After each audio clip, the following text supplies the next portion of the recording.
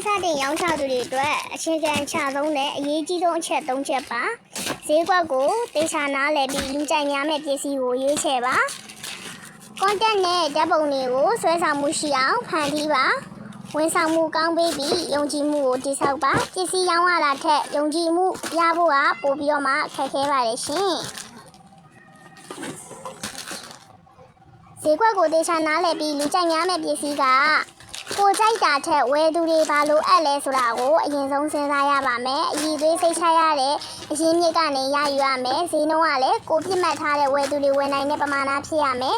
အွန်လိုင်းကဝယ်သူတွေပစ္စည်းကိုကင်တွယ်ကြည့်ရှုလို့မရတဲ့အတွက်ပုံလေးတွေစာလေးတွေကိုလှလှလေးဖြစ်နေဖို့ကအရင်အရေးကြီးပါတယ်ရိုးရှင်းပြီးတန်ရှင်းတဲ့နောက်ခံပန်းပွင့်လေးတွေသို့မဟုတ်သဘာဝအလင်းရောင်ရတဲ့နေရာမှာ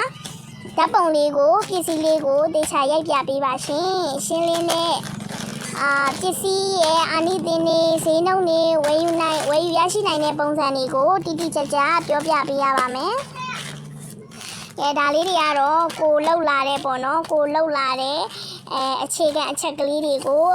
ကိုလိုမျိုး online စတင်ရောင်းချသူတွေသိရအောင်လို့စေတနာတန်တန်လေးနဲ့မျှဝေပေးတာပါရှင်အသုံးဝင်နိုင်ကြပါစေ